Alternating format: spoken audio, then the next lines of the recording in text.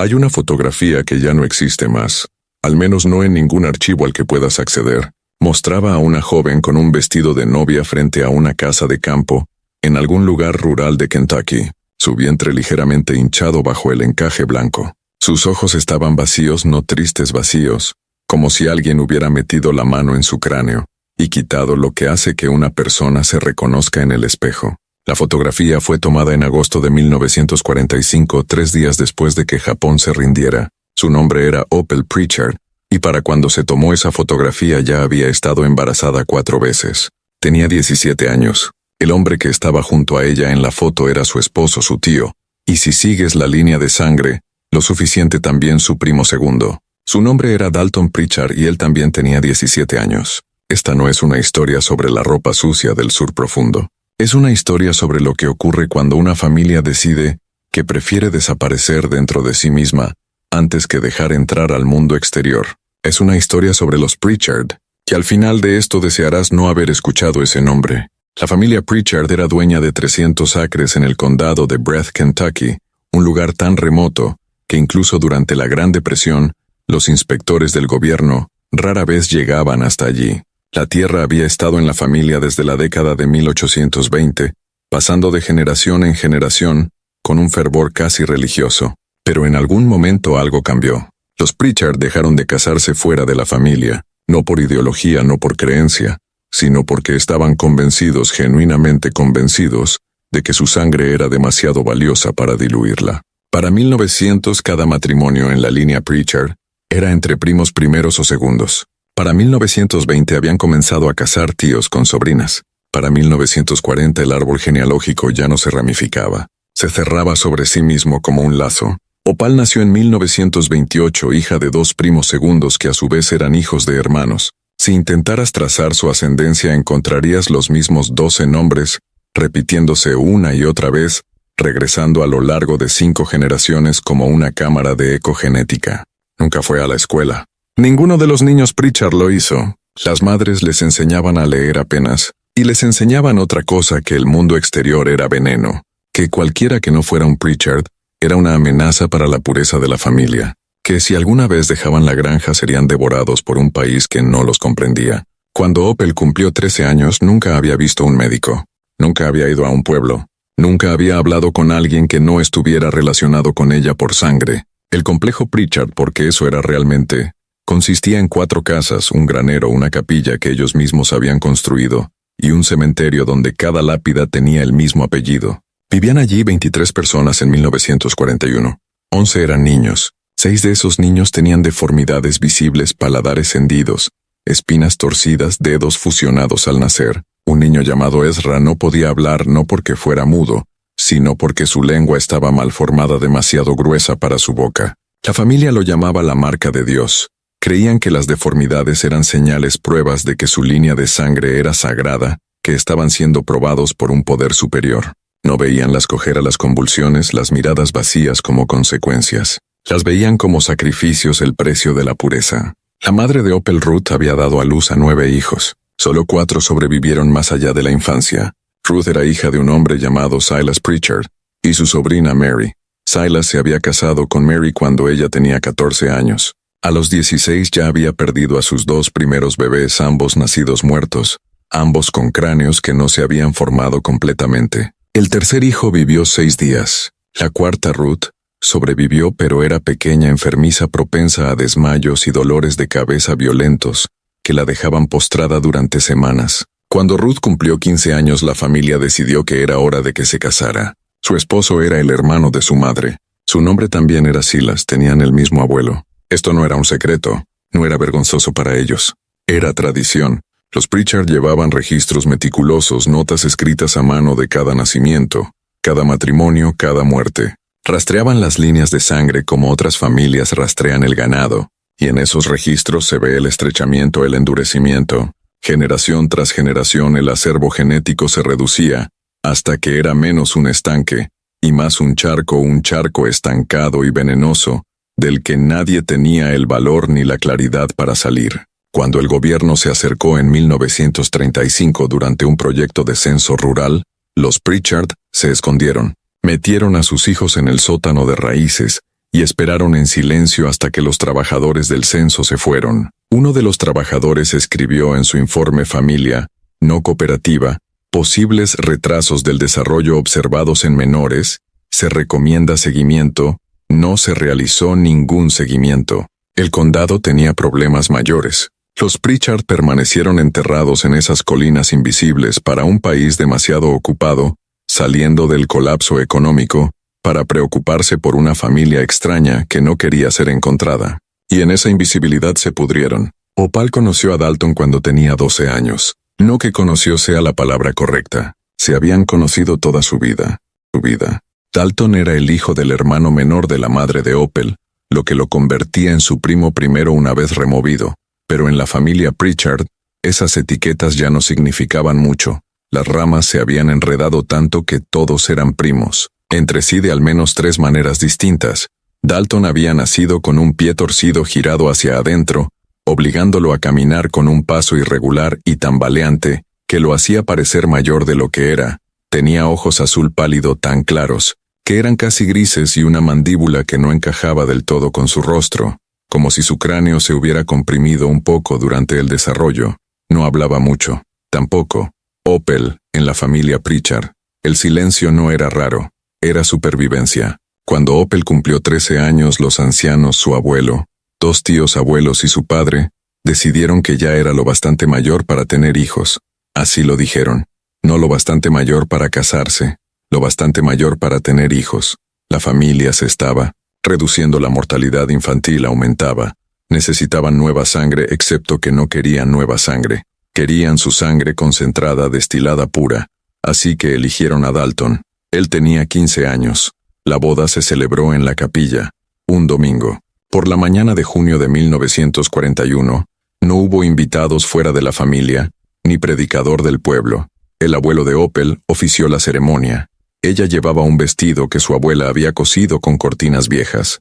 Dalton llevaba el traje de su padre, las mangas demasiado largas, los hombros demasiado anchos en las fotografías. Sí había fotografías guardadas en un álbum de cuero que luego sería quemado. Opal parecía una niña jugando a disfrazarse. Dalton parecía querer desaparecer. El matrimonio se consumó esa noche. Opal tenía 13 años y 2 meses. En octubre ya estaba embarazada. No entendía lo que le pasaba al cuerpo. Nadie se lo había explicado. Las mujeres de la familia no hablaban de esas cosas. Solo las soportaban cuando el vientre de Opal comenzó a hincharse. Su abuela le dijo que era la voluntad de Dios que estaba cumpliendo su propósito, que para eso habían sido hechas. Las mujeres. Opal dio a luz en marzo de 1942, en la misma cama, donde su madre la había dado. A luz a ella no hubo médico ni partera del pueblo, solo su abuela y 2 tías mujeres que lo habían hecho docenas de veces, que sabían cómo sujetar a una niña en trabajo de parto, cuando gritaba, que sabían cómo sacar a un bebé, incluso cuando no quería salir la bebé. Nació muerta una niña completamente formada pero sin vida. El cordón umbilical se había enredado en su cuello durante el parto. La enterraron en el cementerio sin nombre. Solo una cruz de madera con el año tallado. Opal sufrió una hemorragia durante 3 días. Sobrevivió, pero apenas su abuela dijo que era una bendición, que Dios estaba probando su fuerza, que el siguiente viviría. Opal tenía 14 años. Volvió a quedar embarazada 4 meses después. Esta vez llevó el bebé a término.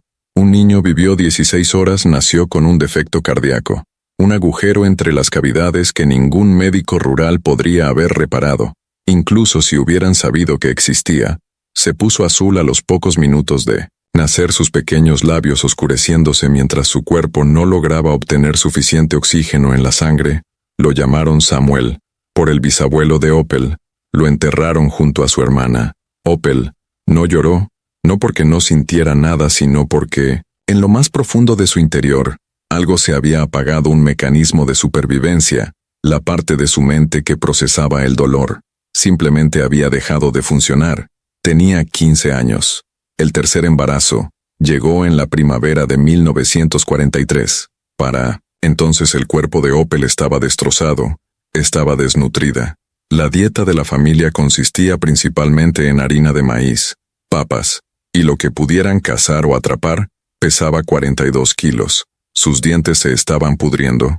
Su cabello había comenzado a caerse a mechones, pero la familia no veía a una niña moribunda. Veían un recipiente que aún no había cumplido su propósito. Esta vez tuvo un aborto a los 5 meses.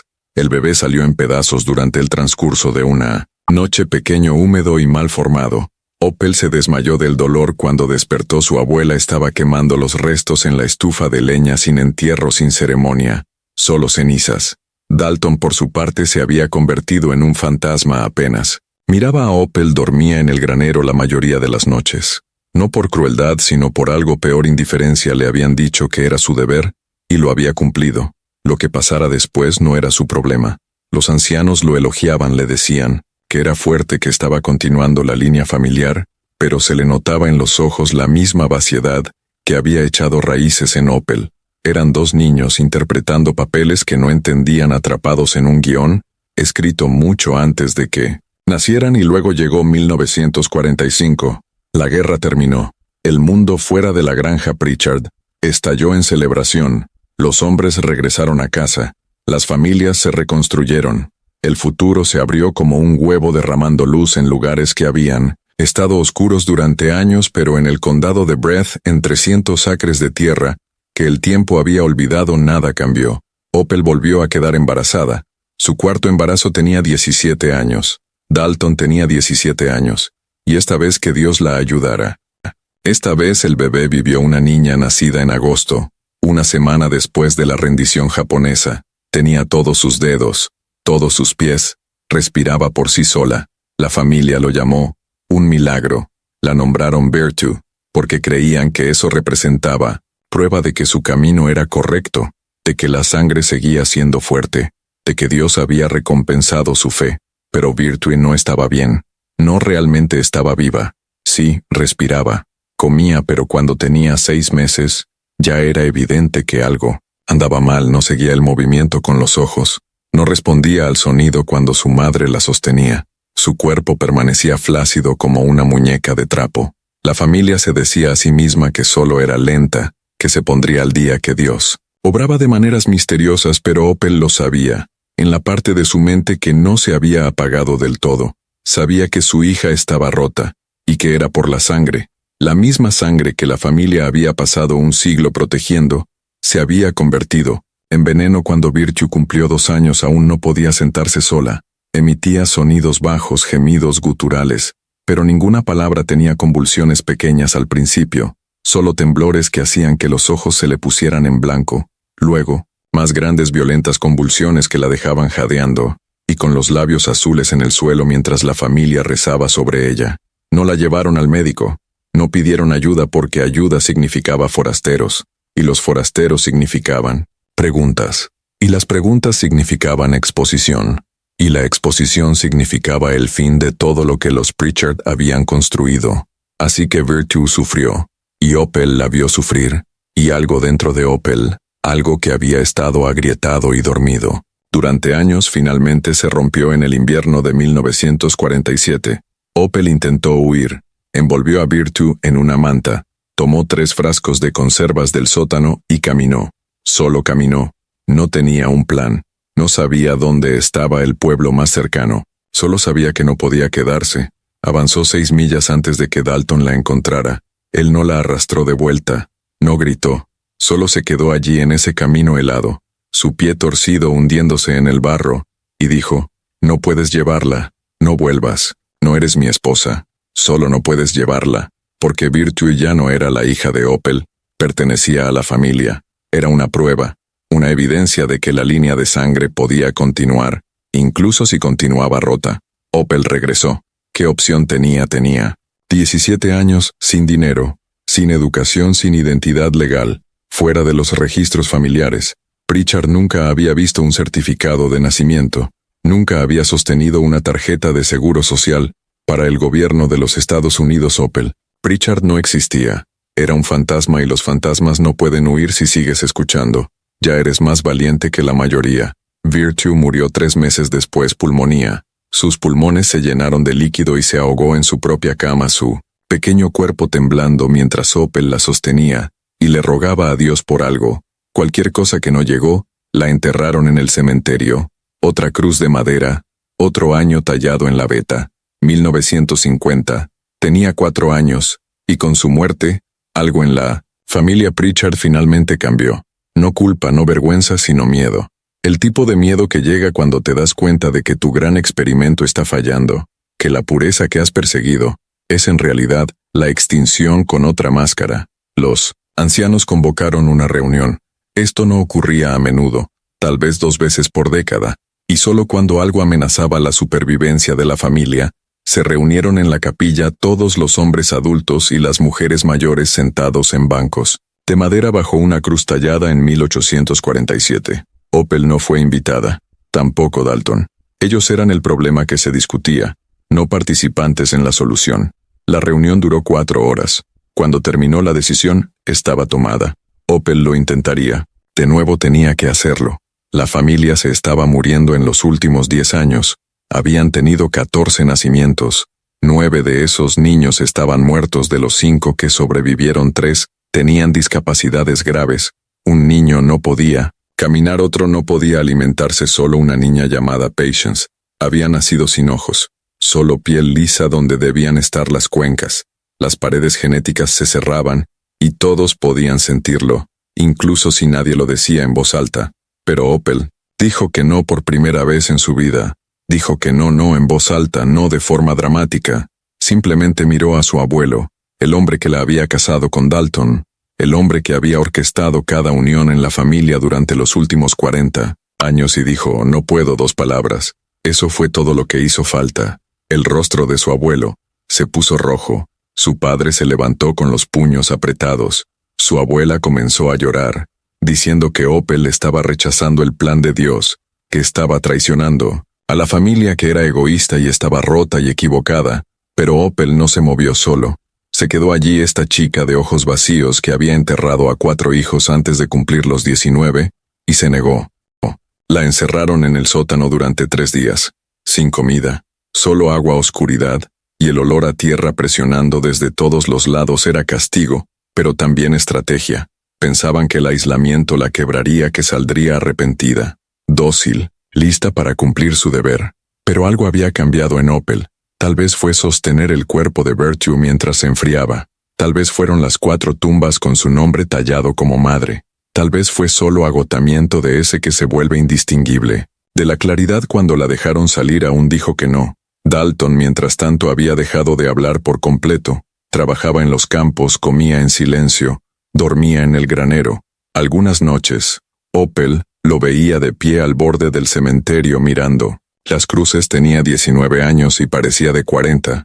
Su pie torcido había empeorado, infectado en algún momento, aunque él se negaba a reconocerlo.